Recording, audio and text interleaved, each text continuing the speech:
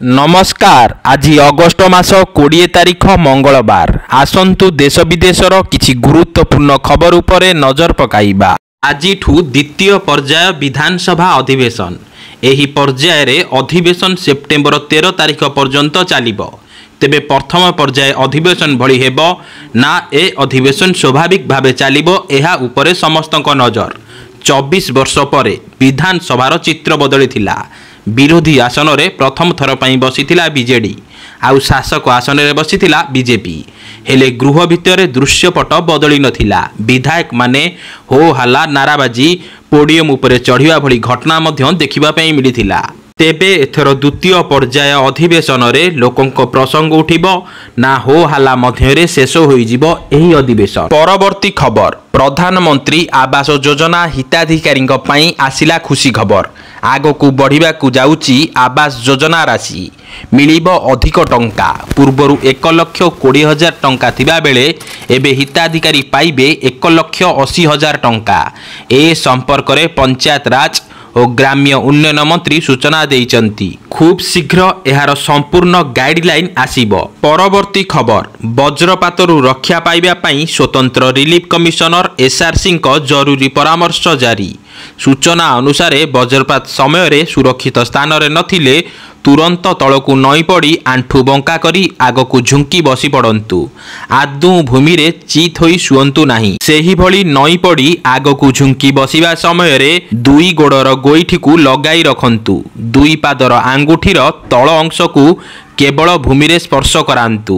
हाथ पापुली द्वारा उभय कान को बंद करी दियंतु। एभली करिबा द्वारा वैद्युतिक झटका कम लागे। अन्य पक्ष रे वज्रपात समय रे पाखरे कोनोसी पक्का घर थिले सेठाकू चली जिबा पई परामर्श देइचंती एसआरसी। वज्रपात समय रे घर भितर थिबा कांथ झरका और कबाट ठारू दूरे रुहंतु। विशेष करी गछ और विद्युत तार और खुंटरू दूरे रुहंतु। पोखरी पानी पाखरे रुहंतु नाही। पानी भितरे बा डंगारे थिले तुरंत कूलकू चली आसंतु। परवर्ती खबर। राज्य रे आलू संकट एजाए दूर हेई नथिला बेले पुणी एक चर्चित खबर सामना को आसीची।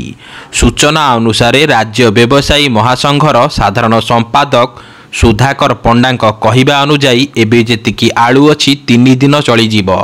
पश्चिमबंग आलू व्यवसायी और शीतल भंडार मालिक धर्मघटर धमक देइचंती। काली सुधा समाधान नहले आलू आसीबा बंद होई जिवो। अन्यपटे उत्तर प्रदेश रु ट्रेन ने आलू आसीबो बोली खाद्य जोगाण मंत्री कृष्णचंद्र पात्र कहितिले। मंत्री कहवा अनुजाई 2टी ट्रेन रे आलू आनिबा पई सरकार योजना करूचंती। ए नेई रेलवे मंत्री सहित जोगाजोग चलीची। परवर्ती खबर। कुआडे गला सुभद्रा योजनार एसओपी। अगस्ट 15 जाई राखी पूर्णिमा हैला।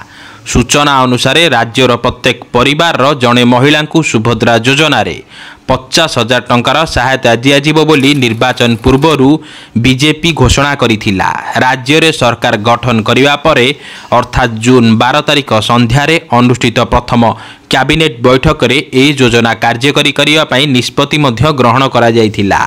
एहा सह सेप्टेम्बर 17 तारिख रे प्रधानमंत्री नरेंद्र मोदी जन्मदिन रे राजधानी रे एक स्वतंत्र उत्सव आयोजन करा जाई महिला मानकु सुभद्रा भाउचर बंटन करा जिवो बोली सरकार घोषणा कले। आउ एहा परे बजेट रे एही योजना पई मात्र 10,000 कोटी टंकार व्यय बराद हेबा परे एहार कार्यकारिता को नेई अनेक प्रश्न उठिछि। कारण बजेट रे आवंटित राशि रे राज्य रे सर्वाधिक 20 लाख महिला उपकृत हेबे। वास्तव रे अवशिष्ट 85 लाख महिला एथिरु वंचित हेबे। तेबे सुभद्रा योजना रे किए टंका पाइबो किए तार पाइबोनी तार स्पष्ट चित्र आसीबा नहीं एसओपी आसीबो बोली उपमुख्यमंत्री प्रभाती परिडा कहिथिले। अगस्ट 15 रे एसओपी आसीबा परे सुभद्रा योजनार चित्र स्पष्ट हेबो बोली समस्ते भाबुथिले। तेबे ए जाई एसओपी न आसीबा नहीं प्रश्न उठाइचंती कांग्रेस विधायक तारा प्रसाद बाहिनी प्रति। परवर्ती खबर। संगठन बढ़ेबा पई राज्य बीजेपी रो ब्लूप्रिंट। सेप्टेम्बर 1 रु नुआ मेंबरशिप ड्राइव आरंभ करिबो भारतीय जनता पार्टी। सूचना अनुसार सरकारी दल हेबा परे संगठन को बढ़ेबा पई राज्य बीजेपी ब्लूप्रिंट आरंभ करिछि। 2 गुणा कार्यकर्ता पई स्ट्राटेजी मध्य प्रस्तुत करिछि। प्रति बूथ रे 200 आउ सारा राज्य रे कोटिए लोकंकु दल सह जोड़िया पई लक्ष्य रखिछि। ଅପରପକ୍ଷେ ବିଜୁ ଜନତା ଦଳ ବି ନିଜ ସଂଗଠନକୁ ମଜବୁତ ରଖିବା ପାଇଁ ଜନଜାଗରଣ ଅଭିଯାନ ସାରା ରାଜ୍ୟରେ ଆରମ୍ଭ କରିଛି। ପରବର୍ତ୍ତୀ ଖବର, ବାଂଲାଦେଶରେ ଲାଗି ରହିଥିବା ଅସ୍ଥିରତା ମଧ୍ୟରେ ସେଠାରେ ଫସିଥିବା ଓଡ଼ିଆଙ୍କୁ ଫେରାଇ ଆଣିବା ପାଇଁ ରାଜ୍ୟ ସରକାର ତତ୍ପରତା ଆରମ୍ଭ କରିଛନ୍ତି। ବିଭିନ୍ନ ଜିଲ୍ଲାରୁ କେତେଜଣ ଦାଦନ ଶ୍ରମିକ ବାଂଲାଦେଶ ଯାଇଛନ୍ତି ତାର ଏକ ତାଲିକା ପ୍ରସ୍ତୁତି ଚାଲିଛି। ସମସ୍ତ ଜିଲ୍ଲାର ଶ୍ରମ ଅଧିକାରୀଙ୍କୁ ଏ ଦାୟିତ୍ୱ ଦିଆଯାଇଛି। ସୂଚନା ଅନୁସାରେ ସରକାରୀ ତଥ୍ୟକୁ ନେଇ ଶ୍ରମିକଙ୍କ ସହ ଯୋଗାଯୋଗ ପରେ ତଥ୍ୟ ସଂଗ୍ରହ କରାଯାଇ ସେମାନଙ୍କୁ ଫେରାଇ ଆଣିବାର ବ୍ୟବସ୍ଥା କରାଯିବ। ପରବର୍ତ୍ତୀ ଖବର, ଏ ବର୍ଷ ନୁହେଁ ଆର ବର୍ଷ ହେବ କଲେଜ ଛାତ୍ର ସଂସଦ ନିର୍ବାଚନ। ସୂଚନା ଅନୁସାରେ 2025ରେ ହେବ କଲେଜ ଛାତ୍ର ସଂସଦ ନିର୍ବାଚନ। ଏ ନେଇ ରାଜ୍ୟ ଆଇନ ଓ ପୂର୍ତ୍ତ ଅବକାରୀ ବିଭାଗର ମନ୍ତ୍ରୀ ପୃଥ୍ୱୀରାଜ ହରିଚନ୍ଦନ ସୂଚନା ଦେଇଛନ୍ତି।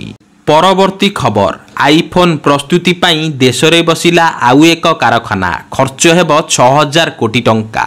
ସୂଚନା ଅନୁସାରେ ଆଜିର ସମୟରେ ଆଇଫୋନର ଚାହିଦା ସବୁଠାରୁ ଅଧିକ।